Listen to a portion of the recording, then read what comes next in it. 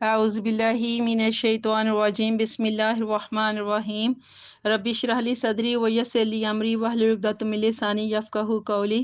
تمام واجب الاحترام السلام علیکم ورحمۃ اللہ۔ دعا گو ہوں کہ اللہ پاک پروردگار جل جلالہ آپ سب کے جان و مال اور عزت و آبرو کی حفاظت فرمائے اور آپ سب کے لیے اللہ تعالیٰ آسانیاں بھی پیدا فرمائے، آمین اللہم آمین۔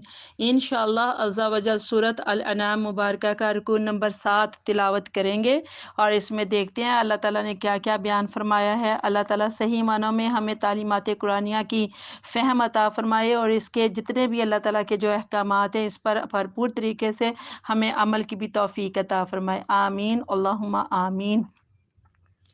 بسم اللہ الرحمن الرحیم قل انی نہیت ان اعبد الذین تدعون من دون اللہ قل لا اتبع احواءکم قد دللت اذا وما انا من المہتدین قل انی علی بینات من ربی وکذبتم به ما عندی ما تستعجلون به ان الحکم الا للہ یقص الحق وهو خیر الفاصلین قل لو ان عندی ما تستعجلون به لقضی الامر بینی وبینکم واللہ اعلم بالظالمین وعنده مفاتح الغیب لا یعلمها الا هو ویعلم ما فی البر والبحر وما تسقط من ورقات الا یعلمها ولا حبۃ فی ظلمات الارض ولا رطب ولا یابس الا فی کتاب مبین وهو الذی یتوفاکم باللیل ویعلم ما جرحتم بالنہار ثم یبعثکم فیہ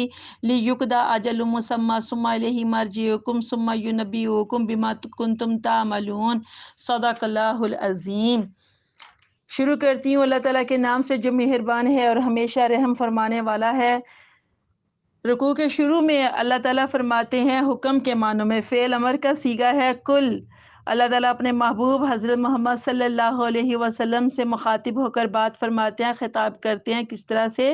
حکم کے معنوں میں کل، کہ اے میرے محبوب صلی اللہ علیہ وسلم آپ فرمائیے، آپ بتائیے، انی نہیت ان اعبد الذین تدعون من دون اللہ، کہ مجھے منع کیا گیا ہے، انی نہیت مجھے منع کیا گیا ہے کہ میں پوجوں، میں عبادت کروں انہیں جن کی تم عبادت کرتے ہو اللہ کے سوا، دون اللہ، اللہ کے سوا، یعنی کہ اللہ کو چھوڑ کر جن کی تم عبادت کرتے ہو تو مجھے ان کی عبادت کرنے سے منع کیا گیا ہے۔ کل، آپ ان کو بتا دیجئے، لا تبعوا اہواءکم، کہ میں تمہاری خواہشوں کی پیروی نہیں کرتا، میں تمہاری خواہشوں کی اتباع نہیں کرتا، آپ ان کو بتا دیجئے۔ قد دللت اذا وما انا من المہتدین، اور ایسا کروں تو میں گمراہ ہو گیا اور میں ہدایت پانے والوں میں سے نہ رہا۔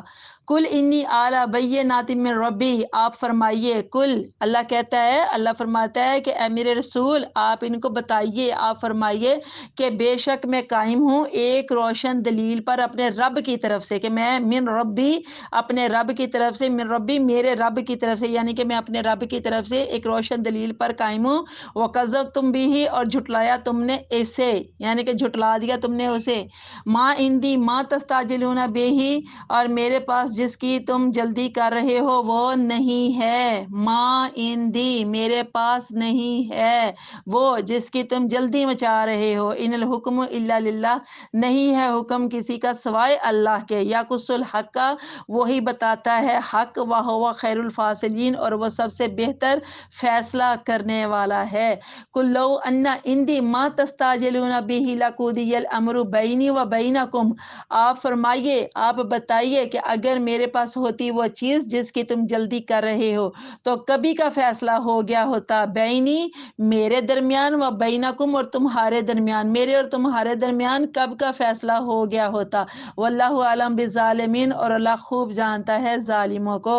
وَعِندَهُ مَفَاتِحُ الْغَیْبِ لَا یعلمها الا هو، اور اسی کے پاس ہیں، عندہ، اس کے پاس، ہو کی ضمیر اللہ کی طرف لوٹ رہی ہے، ہو کی ضمیر اللہ کی طرف، یعنی اللہ کے پاس پاس ہیں، ہو یعنی اسی کے پاس ہیں، اللہ کے پاس ہیں۔ کیا؟ مفاتیح الغیب، غیب کی کنجیاں، غیب کی کنجیوں سے مراد غیب کے خزانوں کی کنجیاں تو اسی کے پاس ہیں، یعنی اللہ کے پاس۔ لا یعلمہ الا ہوا، نہیں جانتا انہیں سوائے اس کے، یعنی اللہ کے سوا اس کو کوئی جانتا بھی نہیں ہے۔ وَيَعْلَمُ مَا فِي الْبَرِّ وَالْبَحْرِ، اور جانتا ہے جو کچھ بری بر خشکی، والبحری بحر سمندر، اور جو وہ جانتا ہے جو کچھ خشکی میں ہے اور جو کچھ سمندر میں ہے۔ وَمَا تَسْقُطُ مِن وَرَقَةٍ، اور نہیں گرتا کوئی پتا کوئی ورقہ، الا یعلم، یہ ورقہ پتے کے معنوں میں درختوں کا جو پتا ہے اس کے معنوں میں آیا ہے، الا یعلموہا، کہ مگر وہ جانتا ہے اس کو، یعنی کہ کوئی نہیں جانتا، کوئی نہیں جانتا سوائے اللہ تعالیٰ کے۔ جو پتا زمین کے اوپر جو درخت سے جھڑ کے ٹوٹ کے جو گرتا ہے اس پتے کو سوائے اللہ کے کوئی نہیں جانتا۔ ولا حبۃ فی ظلمات الارض، اور نہیں کوئی دانہ زمین کے اندھیروں میں، یعنی کہ اللہ اس کو بھی جانتا ہے، زمین کے اندھیروں میں جو دانہ، باریک سا دانہ جو زمین میں سے پھر وہ اگتا ہے نکلتا ہے، اللہ اس کو بھی جانتا ہے۔ ولا رطب ولا یابس الا فی کتاب مبین، اور نہ کوئی تر اور نہ کوئی خشک چیز مگر وہ لکھی ہوئی ہے روشن کتاب میں۔ روشن کتاب سے یہاں مراد لوح محفوظ ہے، کہ اس کے اندر سب کچھ اللہ نے لکھا ہوا ہے، ہر چیز محفوظ ہے اس کے اندر۔ وَهُوَ الَّذِي يَتَوَفَّاكُمْ بِاللَّيْلِ وَيَعْلَمُ مَا جَهْرَتُمْ بِالنَّهَارِ وَهُوَ الَّذِي، اور وہ وہی ہے، یعنی کہ یہ اللہ اپنی طرف بات کر رہا ہے کہ وہ وہی ہے جو قبضے میں لے لیتا ہے تمہیں رات کو، لیل رات کو، اور جانتا ہے جو کمایا ہے تم نے دن کو، ثم یبعثکم فیہ لیقضی اجل مسمى، کہ پھر وہ اٹھاتا ہے تمہیں نیند سے دن میں تاکہ پوری کر دیجئے تمہاری عمر کی میعاد مقرر، یعنی تمہاری عمر کی جو ایک اللہ تعالیٰ نے میعاد مقرر کر کے رکھی ہوئی ہے نا، تو وہ اللہ تعالیٰ اس کو پوری کر دے۔ ثم الیہ مرجعکم، پھر اسی کی طرف تمہیں لوٹنا ہے۔ ثم ینبئکم، پھر وہ تمہیں بتائے گا بما کنتم تعملون، جو تم کیا کرتے تھے۔ صدق اللہ العظیم۔ پارہ نمبر 7 سورۃ الانعام مبارکہ کا رکوع نمبر 7 کی آیت نمبر 56 میں اللہ تعالیٰ نے اپنے محبوب صلی اللہ علیہ وآلہ وسلم کو حکم دیا کہ آپ ان کافروں کو بتائیے کہ مجھے ان کی عبادت کرنے سے منع کیا گیا ہے۔ یہ اللہ نے اپنے محبوب سے ڈائریکٹ کل کہہ کے مخاطب کر کے کہا ہے کہ آپ ان کو بتا دیں کہ جن کی تم عبادت کرتے ہو نا، جن بتوں کی، وہ مشرک لوگ تھے، کافر لوگ تھے، بتوں کی پوجا کرتے تھے، ہر مادی چیز کی پوجا کرتے تھے جو ان کو پیاری لگتی تھی، اور وہ چاہتے تھے کہ حضور بھی اس کی پوجا کریں، لیکن اللہ تعالیٰ نے اپنے محبوب کی زبان سے یہ کہلوایا کہ آپ ان کو بتا دیں کہ مجھے منع کیا گیا ہے، جن کی تم عبادت کرتے ہو میں نے اس کی عبادت نہیں کرنی، اور تم اللہ کو چھوڑ کر ان کی عبادت کرتے ہو۔ تمام واجب الاحترام یہ اس لیے حکم ہوا کہ یہ جو کافر لوگ تھے نا، دن رات اس کوشش میں لگے رہتے تھے کہ کسی طرح سے اللہ کا رسول بھی ان کے باطل معبودوں کی پرستش کرنے لگے، جن کے سامنے یہ لوگ سجدہ ریز ہوا کرتے تھے، سجدے کیا کرتے تھے، تو چاہتے تھے کہ حضور بھی ان کے بتوں کو، وہ جو ان کے جھوٹے اور باطل وہ جو بت خدا بنائے ہوئے تھے تو ان کی وہ بھی پوجا کریں، لیکن اللہ تعالیٰ نے منع فرمایا اور کہا کہ ان کو آپ بتا دیجئے کہ مجھے منع کیا گیا تمہارے ان خداؤں کی پوجا کرنے سے۔ آیت نمبر 57 کے مطابق اللہ تعالیٰ نے حکم دیا اپنے محبوب صلی اللہ علیہ وسلم کو کہ آپ ان لوگوں کو بتائیے کہ میں ایک روشن دلیل پر قائم ہوں۔ امام راضی رحمۃ اللہ علیہ فرماتے ہیں کہ حضور صلی اللہ علیہ وسلم انہیں ڈرایا کرتے تھے کہ اگر تم لوگ شرک سے باز نہ آئے اور تم نے ایسا مطلب کرنے سے اگر تم لوگ نہ رکے تو تمہارے اوپر اللہ کا عذاب آئے گا جو تمہیں تباہ و برباد کر دے گا۔ اب کافر لوگ اس بات سے ڈرنے کی بجائے الٹا آپ کا مذاق اڑایا کرتے اور کہا کرتے کہ لو ہم نہیں لاتے ایمان آپ کے دین کے اوپر، تو اب آپ اتاریے ہمارے اوپر عذاب۔ استغفر اللہ، یعنی کہ خود مانگا کرتے تھے اور ٹھٹھے بازی کیا کرتے تھے، اور ساتھ کہا کرتے کہ جلدی کیجئے، آپ دیر کیوں لگا رہے ہیں۔ اس کے علاوہ کافر لوگ تو یہاں تک فضول بکواس کیا کرتے کہ اگر آپ سچے ہیں تو ہم پر آسمان سے پتھر کی بارش برسائیں۔ استغفر اللہ۔ ان کافروں کو جواب اللہ کی طرف سے آیا ہے، اور اللہ نے اپنے محبوب صلی اللہ علیہ وسلم کو فرمایا کہ آپ ان کو بتا دیں، آپ ان کو بتا دیں کہ جس عذاب کے لیے تم جلدی کر رہے ہو یہ اللہ تعالیٰ کے اختیار میں ہے، وہ جب چاہے گا اتار دے گا، اور اس وقت اللہ کے عذاب سے تمہیں کوئی نہیں بچا سکے گا۔ استغفر اللہ۔ تمام عزیزان من، سب کچھ اللہ تعالیٰ کے قبضہ قدرت میں ہے. ہر کام کے لیے اس نے ایک وقت مقرر کر رکھا ہے. جو وقت اللہ تعالیٰ نے عذاب نازل کرنے کا مقرر کر دیا ہے نا، اس وقت بھی وہ وقت آگے پیچھے نہیں ہوگا، اور نہ ہی اس وقت کو کوئی آگے پیچھے کر سکتا ہے. آیت نمبر 58 کے مطابق اللہ نے فرمایا کہ اے میرے محبوب صلی اللہ علیہ وآلہ وسلم، آپ ان منکروں کو، ان مشرکوں کو، ان کافروں کو، ان جھٹلانے والوں کو بتا دیں کہ اگر میرے اختیار میں ہوتا جو تم کہہ رہے ہو تو میں کب کا پورا یہ کر چکا ہوتا. آیت نمبر 59 میں مفتاح کا معنی کنجی ہے. مفتاح کا لفظ مفاتیح الغیب آیا ہے نا، تو مفتاح اس کا جو واحد، اس کا مطلب کنجی ہے. اور مفاتیح الغیب یعنی غیب کی کنجیاں. اصطلاحی مفہوم یعنی غیب کے خزانوں کی کنجیاں. پہلے اللہ تعالیٰ نے اچھے سے بتایا کہ سب اسی کے اختیار میں ہے، اسی کے قبضہ قدرت میں ہے سب کچھ. اور اب غیب کی کنجیاں بھی رب فرماتے ہیں کہ میرے پاس ہیں، لیکن جس کو چاہتا ہے اللہ، جتنا چاہتا ہے اللہ عطا فرماتا ہے.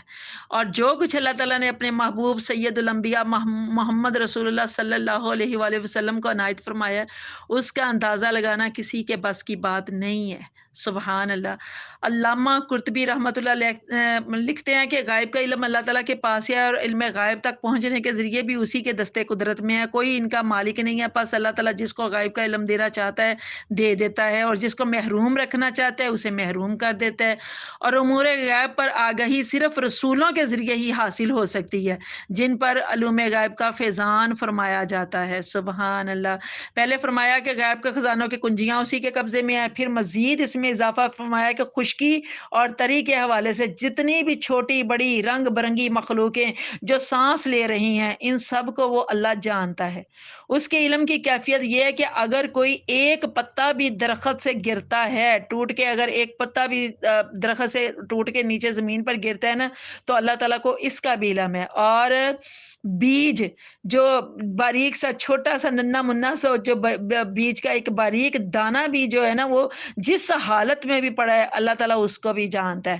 اور پتہ چلتا ہے کہ کوئی بھی شے اس کے احاطہ علم سے باہر نہیں نکل سکتی، کبھی خارج ہو ہی نہیں سکتی. بے شک. آیت نمبر 60، آیت نمبر 60 میں اللہ تعالیٰ فرما رہا ہے کہ رات اور دن کا یعنی نیند اور بیداری، رات کا تعلق نیند کے ساتھ اور دن کا تعلق بیداری یعنی جاگنے کے ساتھ. تو یہ جو تسلسل ہے یہ جاری رہتا ہے اللہ کے حکم سے. اللہ کے حکم سے یہ جو تسلسل ہر 12 گھنٹے کے بعد دن کے بعد رات آ جاتی ہے، رات کے بعد دن آ جاتی ہے، پھر سونے کا عمل، پھر جاگنے کا عمل. تو یہ تسلسل جب تک سانس میں سانس ہے اس وقت تک چلتا رہتا ہے. لیکن اس کا سمجھنے کا جو اصل بات ہے، مقصد ہے، وہ یہ کہ کیونکہ نیند کے وقت انسان کا عقل و شعور معطل ہو جاتا ہے. چلنے پھرنے سے، دیکھنے اور سننے کی تمام جتنی قوتیں وہ بیکار ہو جاتی ہیں. اور موت کے وقت بھی مرنے والا، کیونکہ مرنے والا اپنے مقررہ رات دن پورے گزار چکا ہوتا ہے، اس لیے وہاں توفا کا لفظ استعمال ہوا ہے. دیکھیے غور سے، یہ توفا، تو وفا کا لفظی مطلب تو یہ ہے کہ کسی چیز کو پورا لینا. لیکن یہاں یا توفا نیند کے معنی میں استعمال ہوا ہے کہ انسان جس طرح سے نیند پوری کر لیتا ہے تو پھر اللہ تعالیٰ اس کو جگا دیتا ہے. اسی طرح سے یوم محشر بھی اللہ تعالیٰ جو قبروں میں سوئے ہوئے ہیں اللہ تعالیٰ ان کو جگائے گا، اس دن اٹھائے گا، اور اس کے بعد پھر جزا سزا کا عمل قائم ہوگا. آیت کے آخر میں اللہ تعالیٰ فرما رہا ہے کہ آخر تمہیں لوٹ کر تو میرے پاس ہی آنا ہے نا، پھر میں تمہیں بتاؤں گا جو تم کیا کرتے تھے. تمام واجب الاحترام اس آیت مبارکہ سے جو خاص بات ذہن نشین ہمیں کرنی چاہیے وہ یہ کہ موت اٹل حقیقت ہے. یہ زندگی، یہ کائنات، یہ انسان، ایون کہ ہر شے کو موت آنی ہے سوائے اللہ کی ذات کے، اور اس کا ایک وقت مقرر ہے جو آگے پیچھے نہیں ہو سکتا. اور پھر یوم محشر سب کو جمع کر کے اللہ تعالیٰ سب کے مال ان کے سامنے کر دے گا. ہر چیز اللہ تعالیٰ کھول کے رکھ دے گا، یہ تم کیا کرتے تھے، یہ تم کر کے آئے ہو میرے پاس. اور پھر اس کے مطابق جزا اور سزا کا عمل قائم ہوگا. دعا کرتے ہیں کہ ربنا آتینا فی دنیا حسنۃ وفی الآخرۃ حسنۃ وقنا عذاب النار، کہ اللہ تعالیٰ قرآن حکیم کی جو تعلیمات ہیں، تعلیمات قرآنیہ اور احکامات الہیہ، ان کے اوپر ہم سب کو عمل کرنے کی توفیق عطا فرمائے. آمین اللہم آمین. اللہ تعالیٰ آپ سب کا حامی و ناصر ہو. اجازت چاہتی ہوں. اللہ حافظ. میرے عزیز بہن بھائیوں، آپ سب سے گزارش ہے کہ میرے چینل قرآن ہماری زندگی کو بطور صدقہ جاریہ سبسکرائب کیجئے، اور ہر لیکچر سننے کے بعد اپنے کمنٹس کے ذریعے میری حوصلہ افزائی ضرور کیا کریں۔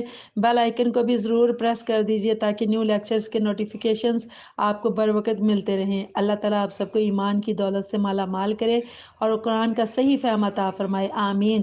جزاک اللہ خیرن کثیرہ۔